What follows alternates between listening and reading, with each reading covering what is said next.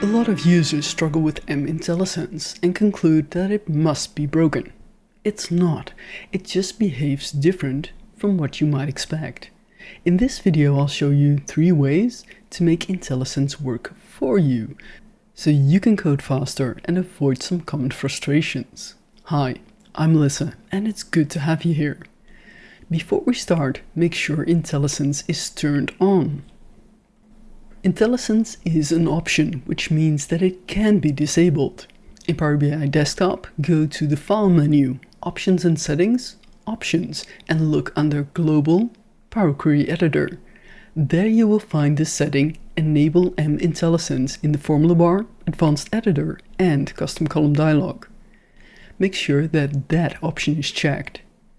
In Excel 365 for Windows, go to the Data tab, Get Data, Query Options, and then Power Query Editor. You will find the same option there. When this option is disabled, IntelliSense will not work. So make sure that that setting is checked. Alright, let's reproduce that common issue. Say I wanted to insert the function text.combine. I'd start typing. IntelliSense shows up and gives me a list with suggestions. The top one is the function that I'm looking for. It's highlighted in blue, so when I press Tab, it will be inserted. Looking in the formula bar, that didn't go as expected. It inserted the entire function name at the position of the dot, and you end up with this duplicated term, text.combine. In my experience, there are 3 ways around that. The first is simply to leave out the dot, just don't type it. Instead, type the entire function name as a single word. Now when you press Tab, it works perfectly. This may feel a little odd at first, because you know that dot should be there, but it works. Leave out the dot and let IntelliSense correct it for you. The second method is where it gets a little more interesting. Standard library functions follow the same naming convention, a function category followed by an operation. They are separated by a dot. For example, text.combine, the function category is text and the operation combine. Suppose I only entered the operation, in this case combine. IntelliSense searches for functions containing that text. The downside is that there are many functions containing that word, so the list with suggestions becomes long. The function you're looking for will be there, it will just be a little harder to find. Sometimes that can change when you begin typing with the dot. The dot tells IntelliSense that you've skipped the function category. Surfacing the function could become a little easier.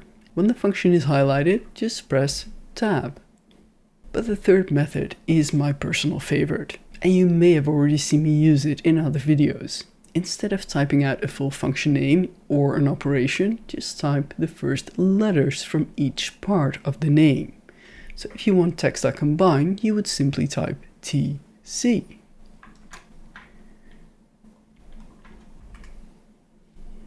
Again, when the function you're looking for is highlighted, just press Tab to insert it.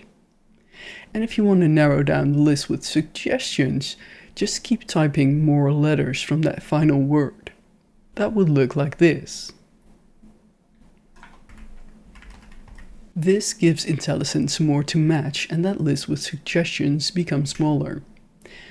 But you could also combine this technique with the previous one by starting with a dot. In that case, you would simply type .c.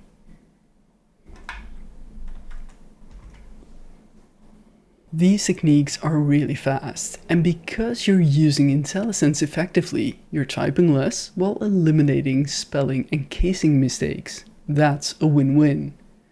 But sometimes IntelliSense appears to stop working for no reason at all. Let me show you what I mean. I have a step called source that returns a list of text values. I want to combine these values using text.combine, so I'll use my favorite method. I've placed my cursor directly before source, and now I'll type TC. But nothing happens. No suggestions. If this happens to you, there are two ways around it. First, let's create some space. Now Power Query won't assume that I'm changing that identifier name and IntelliSense will show up again. Or you can start with the dot. That dot activates IntelliSense and you can tell it what function you're looking for. However, when the expression to the right of my cursor isn't an identifier, the behavior may be different. Let me show you. I'll select my source tab that contains that list with values. If I now place my cursor directly at the start and type TC, IntelliSense shows up as expected. Well, at least you know.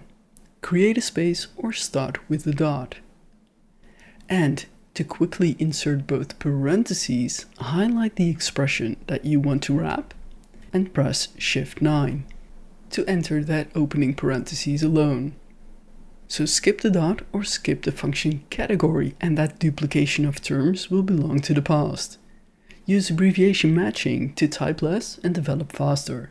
And finally, when IntelliSense doesn't activate, start with the dot. These are small techniques, but they make all the difference when you start writing M code. If you found another workaround not covered in this video, leave it in the comments, I would love to know. Thank you so much for watching, till next time.